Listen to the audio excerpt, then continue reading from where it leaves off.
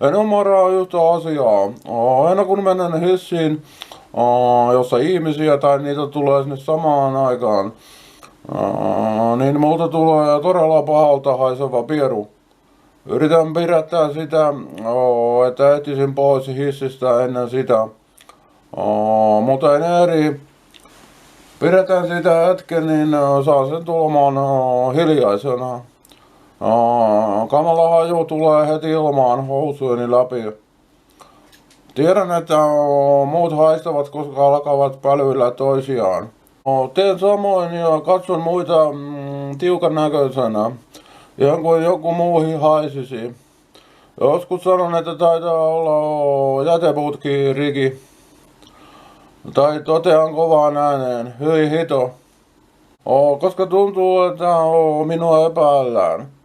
Jos hississä ei ole ketään, haju jää sinne. Ja yritän päästä äkkiä pois, ettei uudet tulijat näe minua.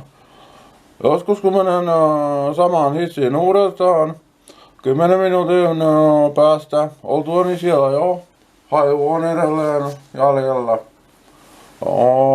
Luulen, että tämä johtuu hissin liikkeestä tai jännityksestä, kun on muita ihmisiä. Sanon sitä araksi pieruksi.